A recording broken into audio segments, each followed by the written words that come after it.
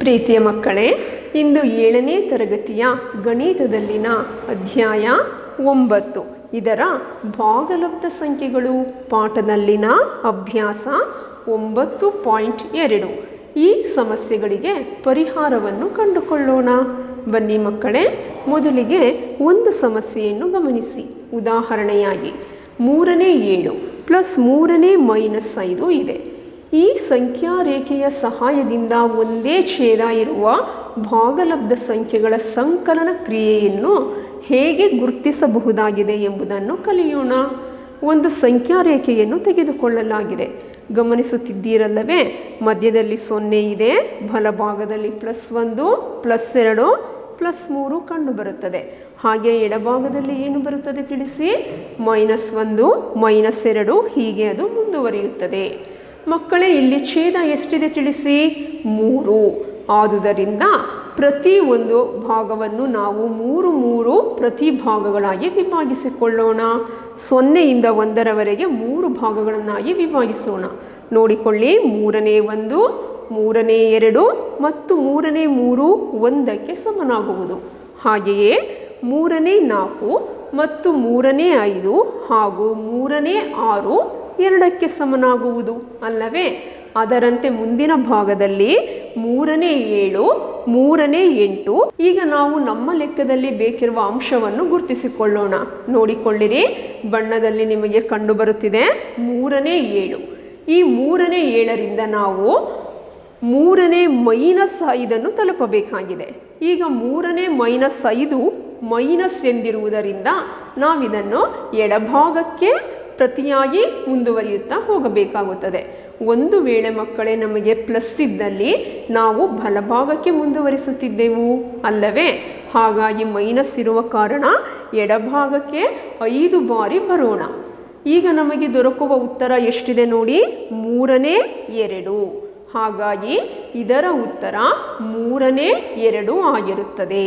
ಅಂದರೆ 7ರಿಂದ -5 ಕಳೆದರೆ 2, 3ರಿಂದ ಛೇದವನ್ನು 1 ಬಾರಿ ಪರಿಗಣಿಸಿದರೆ 3 ಬರುವುದರಿಂದ ಉತ್ತರ 3ನೇ 2 ದೊರಕುವುದು. ಅರ್ಥವಾಯಿತಲ್ಲವೇ? ಈಗ ಅಭ್ಯಾಸದ ಲೆಕ್ಕಗಳನ್ನು ಬಿಡಿಸೋಣ ಬನ್ನಿರಿ. ಇವುಗಳ ಸಂಕಲನವನ್ನು ಕಂಡುಹಿಡಿಯಿರಿ. ಲೆಕ್ಕ 1ರಲ್ಲಿ ಗಮನಿಸಿಕೊಳ್ಳಿ. 4ನೇ 5 ಪ್ಲಸ್ 4ನೇ -11.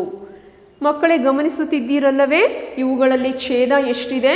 4 ಹಾಗೂ ಛೇದ ಎರಡೂ ಕಡೆ ಸಮವಿದೆಯಲ್ಲವೇ?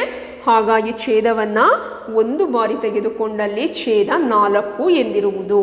ಹಾಗೆಯೇ ಅಂಶದಲ್ಲಿ 5 ತೆಗೆದುಕೊಳ್ಳೋಣ.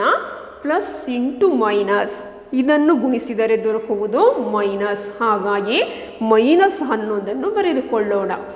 ಈಗ ಛೇದ 4 ಇದೆ. ಅಂಶವನ್ನು ಗಮನಿಸಿ. 5ರಿಂದ 11 ಕಳೆದರೆ ವ್ಯತ್ಯಾಸ ಎಷ್ಟು ದೊರಕುವುದು ಹೇಳಿರಿ? 6.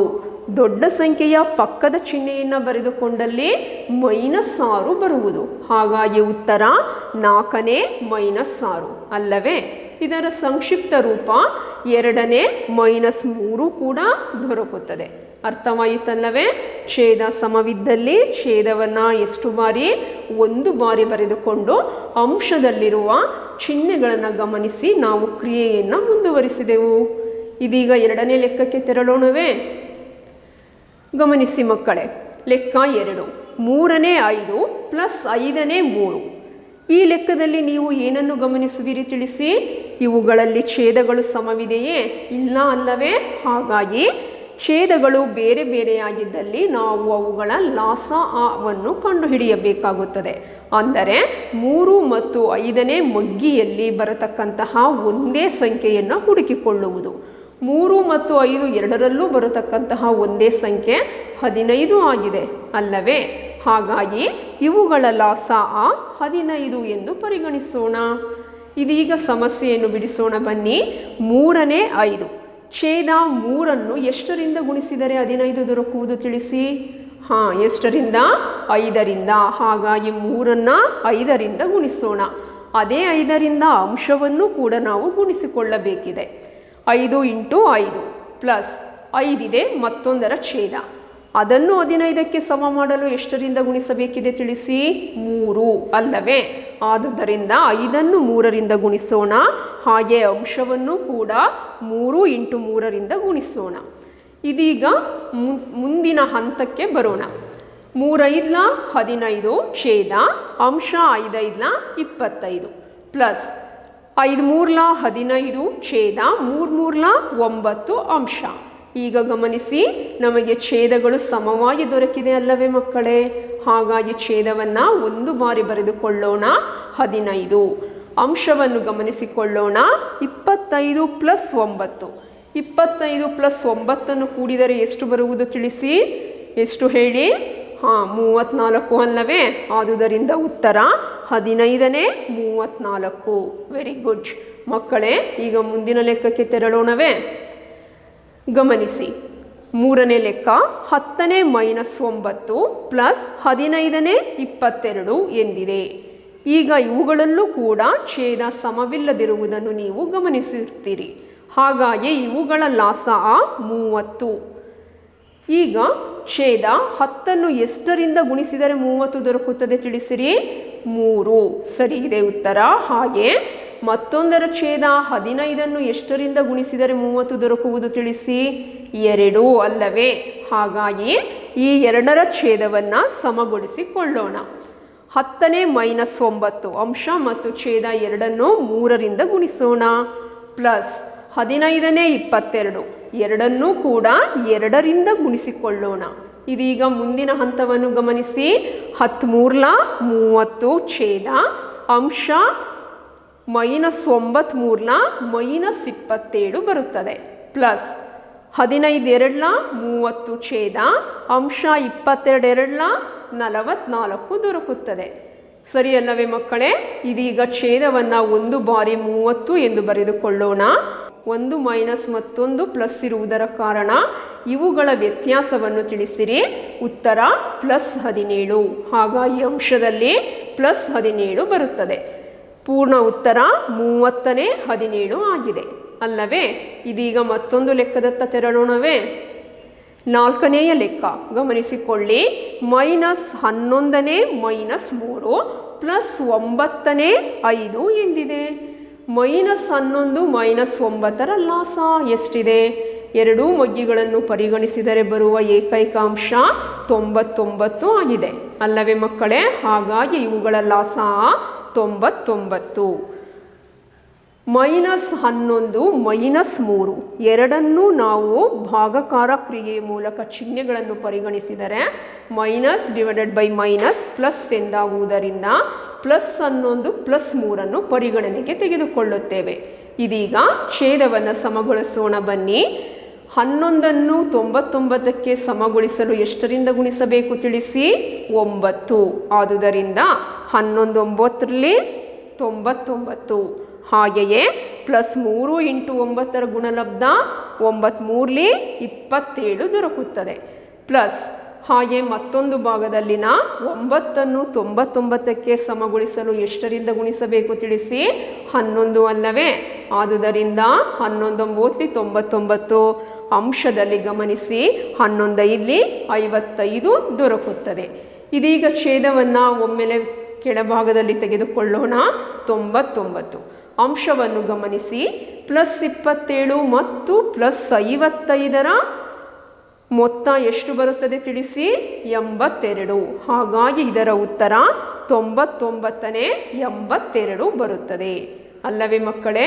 ಇದೀಗ ಸಂಕಲನ ಕ್ರಿಯೆಯನ್ನು ಚೆನ್ನಾಗಿ ಅರ್ಥೈಸಿಕೊಂಡಿರಿ ಅಲ್ಲವೇ? ಇದೀಗ ಮುಂದಿನ ಕ್ರಿಯೆ ವ್ಯವಕಲನ ಕ್ರಿಯೆಯನ್ನು ಕುರಿತು ತಿಳಿದುಕೊಳ್ಳೋಣ. ಮೊದಲನೇ ಲೆಕ್ಕವನ್ನು ಗಮನಿಸಿಕೊಳ್ಳಿ. 24ನೇ 7 -36ನೇ 17 ಎಂದಿದೆ.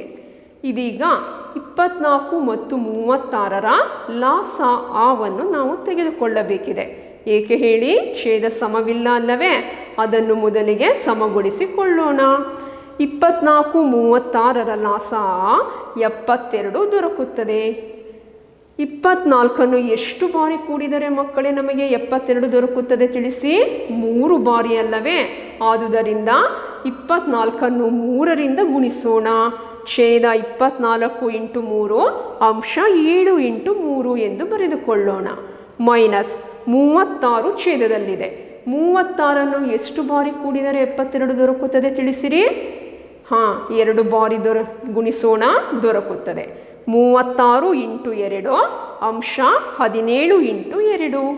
ಇದೀಗ ಇವುಗಳ ಗುಣಲಬ್ಧವನ್ನು ಮುಂದಿನ ಹಂತದಲ್ಲಿ ಪರಿಗಣಿಸೋಣ.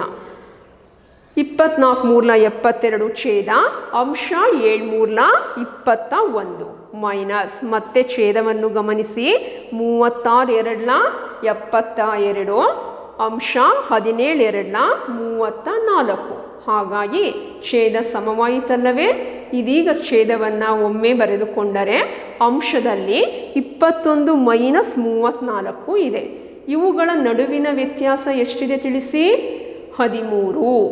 ಇದೀಗ ನಾವು ಕಡಿಮೆ ಸಂಖ್ಯೆಯಿಂದ ಹೆಚ್ಚಿನ ಸಂಖ್ಯೆಯನ್ನು ಕಳೆಯುತ್ತಿದ್ದೇವೆ. ಹಾಗಾಗಿ ದೊಡ್ಡ ಸಂಖ್ಯೆಯ ಪಕ್ಕದ ಚಿಹ್ನೆಯನ್ನು ಪರಿಗಣನೆಗೆ ತೆಗೆದುಕೊಳ್ಳೋಣ. ಮೈನಸ್ 13 ದೊರಕುವುದು. ಹಾಗಾಗಿ 72ನೇ ಮೈನಸ್ 13 ಇದರ ಉತ್ತರ. ಅರ್ಥವಾಯಿತಲ್ಲವೇ ಮಕ್ಕಳೇ? ಇದೀಗ ಮುಂದಿನ ಲೆಕ್ಕವನ್ನು ಗಮನಿಸೋಣವೇ?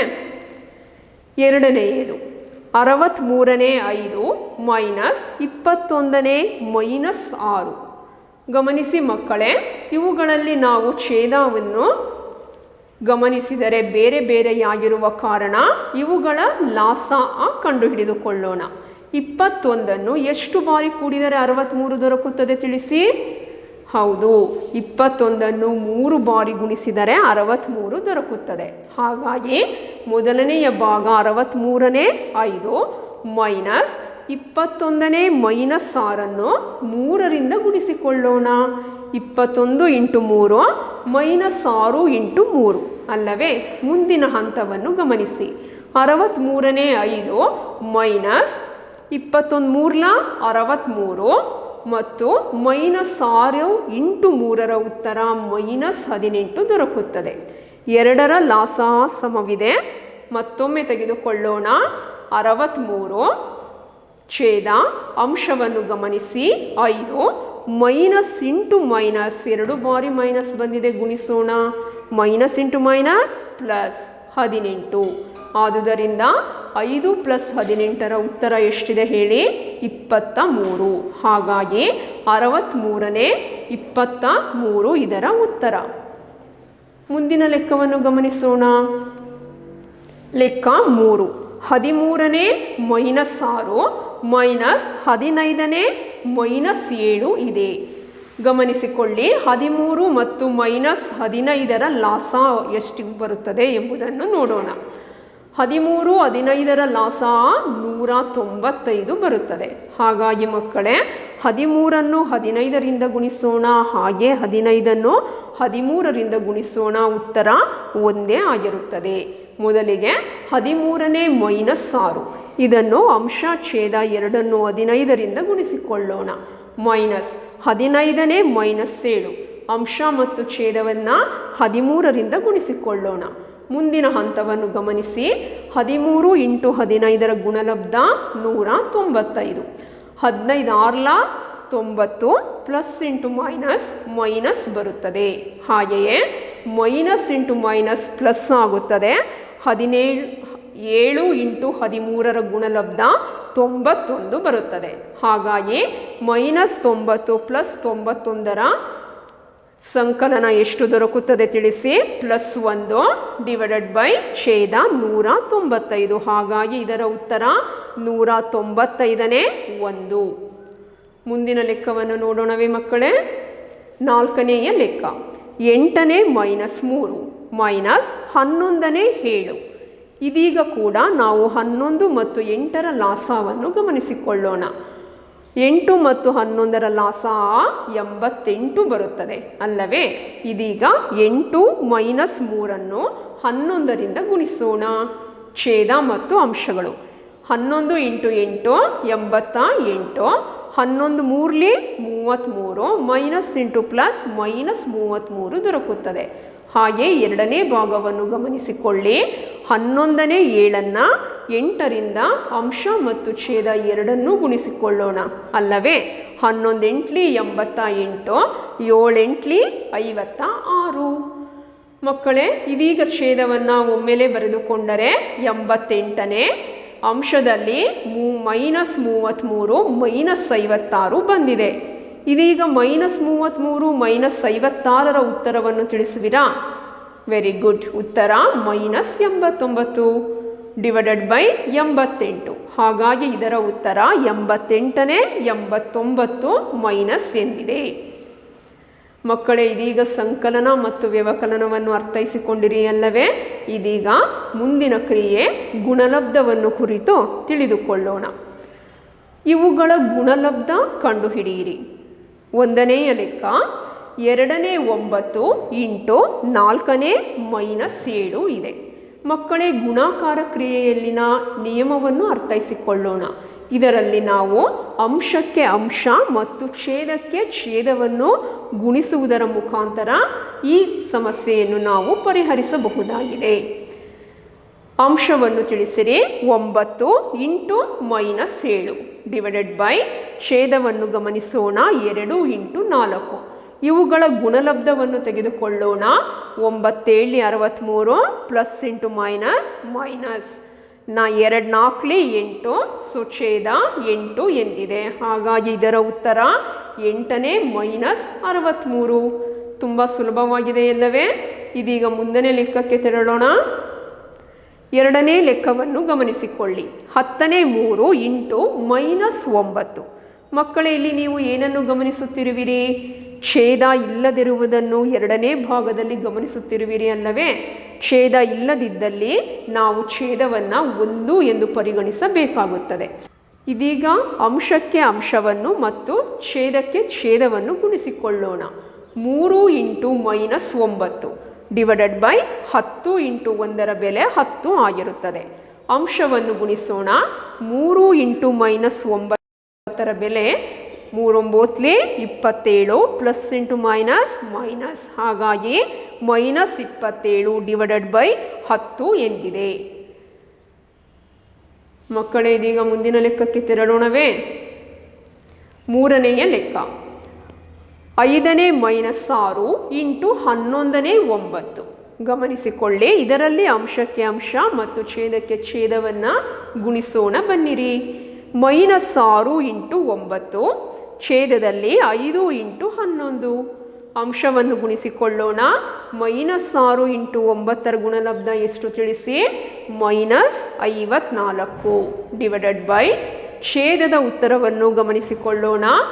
5 ಇಂಟು 11 11 5 55. ಆದುದರಿಂದ ಉತ್ತರ 55ನೇ 54. ಅರ್ಥವಾಯಿತಲ್ಲವೇ ಮಕ್ಕಳೇ? ಮುಂದಿನ ಲೆಕ್ಕವನ್ನು ನೋಡೋಣ. ಇವುಗಳ ಬೆಲೆ ಕಂಡುಹಿಡಿಯಿರಿ. ಇದೀಗ ನಾವು ಭಾಗಲಬ್ಧ ಕ್ರಿಯೆಯತ್ತ ತೆರಳುತ್ತಿದ್ದೇವೆ. ನೋಡಿಕೊಳ್ಳಿರಿ. 1ನೇಯ ಲೆಕ್ಕ -4 ಡಿವೈಡೆಡ್ ಬೈ 3ನೇ 2 ಎಂದಿದೆ. ಮಕ್ಕಳೇ, ಇಲ್ಲೂ ಕೂಡ ಛೇದ ಇಲ್ಲದಿದ್ದರೆ ಎಷ್ಟೆಂದು ಪರಿಗಣಿಸಬೇಕೆಂದು ತಿಳಿದಿರಿ? 1 ಅಲ್ಲವೇ? 1ಅನ್ನು ತೆಗೆದುಕೊಳ್ಳೋಣ. ಹಾಗೆ ಮಕ್ಕಳೇ, ಭಾಗಕಾರ ನಿಯಮವನ್ನು ನಾವೀಗ ಅರಿತುಕೊಳ್ಳೋಣ. ಭಾಗಕಾರ ಲೆಕ್ಕಗಳನ್ನು ಮಾಡುವಾಗ ಮೊದಲನೆಯ ಭಾಗವನ್ನು ಹಾಗೆ ಬರೆದುಕೊಳ್ಳೋಣ. 2ನೇಯ ಭಾಗದಲ್ಲಿ ಅಂಶ ಮತ್ತು ಛೇದಗಳನ್ನು ಬದಲಿಸಿ ಬರೆಯುವ ವಿಲೋಮವನ್ನು ತೆಗೆದುಕೊಳ್ಳೋಣ. ಈ ವಿಲೋಮ ಕ್ರಿಯೆಯನ್ನು ಪರಿಗಣಿಸಿಕೊಂಡು ನಾವು ಗುಣಾಕಾರ ಕ್ರಿಯೆಯನ್ನು ಮುಂದುವರಿಸಿದರೆ ನಮಗೆ ಇದರ ಭಾಗಲಬ್ಧ ದೊರಕುತ್ತದೆ. ಮುಂದುವರಿಯೋಣವೇ? 3ನೇ 2ರ ವಿಲೋಮ ಎಷ್ಟಿದೆ? 3ನೇ 2ರ ವಿಲೋಮ 3 ಡಿವೈಡೆಡ್ ಬೈ 2 ಆಗುತ್ತದೆ. ಅಂದರೆ 2ನೇ 3. ಇದೀಗ ಇದನ್ನು ಗುಣಾಕಾರ ಕ್ರಿಯೆಯ ಮುಖಾಂತರ ಮುಂದುವರಿಸೋಣ. 1ನೇ -4 ಇಂಟು 2ನೇ 3. ಗುಣಾಕಾರ ಕ್ರಿಯೆ ಗುಣಲಬ್ಧವನ್ನು ಅಂಶ ಮತ್ತು ಛೇದಕ್ಕೆ ಕಂಡುಹಿಡಿಯೋಣ. -4 ಇಂಟು 3ರ ಗುಣಲಬ್ಧ 4 3 12 ಮೈನಸ್ ಇಂಟು ಪ್ಲಸ್ -12. ಛೇದದಲ್ಲಿ 1 2 2. ಆದುದರಿಂದ ಉತ್ತರ 2ನೇ -12 ಬಂದಿದೆ ಅಲ್ಲವೇ ಮಕ್ಕಳೇ? ಇದೀಗ ಮತ್ತೊಂದನ್ನು ಗಮನಿಸೋಣವೇ? 2ನೇಯ ಲೆಕ್ಕ 5ನೇ -3 ಡಿವೈಡೆಡ್ ಬೈ 2. ಇಲ್ಲಿಯೂ ಕೂಡ ಛೇದವನ್ನು ಎಷ್ಟೆಂದು ಪರಿಗಣಿಸೋಣ ತಿಳಿಸಿ? 1. 5ನೇ 3 ಡಿವೈಡೆಡ್ ಬೈ 1ನೇ 2 ತೆಗೆದುಕೊಳ್ಳೋಣ. ಇದೀಗ ಅಂಶಕ್ಕೆ ಅಂಶ ಮತ್ತು ಛೇದಕ್ಕೆ ಛೇದವನ್ನು ಗುಣಿಸೋಣವೇ. ಅಂಶದಲ್ಲಿ -3 ಇಂಟು 1 ಇದರ ಗುಣಲಬ್ಧ 1 3 3 ಮೈನಸ್ ಇಂಟು ಪ್ಲಸ್ -3 ದೊರಕುತ್ತದೆ. ಅಂಶದಲ್ಲಿ ಛೇದ 5 ಇಂಟು 2 5 2 10 ಬರುತ್ತದೆ. ಮಕ್ಕಳೇ, ಇದರಲ್ಲಿ ನಾವು 1ನೇ 2ರ ವಿಲೋಮವನ್ನು 2ನೇ 1 ಪರಿಗಣಿಸುವುದನ್ನು ನೀವಿಲ್ಲಿ ಗಮನಿಸುತ್ತಿದ್ದೀರಿ. ಹಾಗಾಗಿ ಇದರ ಉತ್ತರ 10ನೇ -3 ಎಂದಿದೆ. ಅರ್ಥವಾಯಿತಲ್ಲವೇ? ಇದೀಗ ನಾವು ಸಂಕಲನ, ವ್ಯವಕಲನ, ಗುಣಾಕಾರ ಮತ್ತು ಭಾಗಾಕಾರ ಕ್ರಿಯೆಗಳನ್ನು ಅವುಗಳ ನಿಯಮಗಳನ್ನು ಅರ್ಥೈಸಿಕೊಂಡೆವು ಅಲ್ಲವೇ ಮಕ್ಕಳೇ? ಹಾಗಾಗಿ ಇವುಗಳನ್ನು ಆಧರಿಸಿ ನೀವು ಗೃಹ ಕಾರ್ಯವನ್ನು ಪೂರ್ತಿಗೊಳಿಸಿ ಬನ್ನಿರಿ. ಗೃಹ ಕಾರ್ಯ ಇವುಗಳಿಗೆ ಪರಿಹಾರವನ್ನು ಕಂಡುಹಿಡಿಯಿರಿ. ಮೊದಲನೆಯದು 4ನೇ 1 ಪ್ಲಸ್ 4ನೇ 3. ಎರಡನೆಯದು 4ನೇ 3 ಮೈನಸ್ 4ನೇ 6. ಮೂರನೆಯದು 5ನೇ 2 ಇಂಟು 15ನೇ 8. ನಾಲ್ಕನೆಯದು 2ನೇ 8 ಡಿವೈಡೆಡ್ ಬೈ 4ನೇ 1. ಮಕ್ಕಳೇ, ಇವುಗಳನ್ನು ನೀವು ಮನೆಯಲ್ಲಿ ಪೂರ್ಣಗೊಳಿಸುವ ಮುಖಾಂತರ ಈ ಲೆಕ್ಕಗಳನ್ನು ಮತ್ತಷ್ಟು ಚೆನ್ನಾಗಿ ಅರ್ಥೈಸಿಕೊಳ್ಳುವಿರಿ. ಧನ್ಯವಾದಗಳು.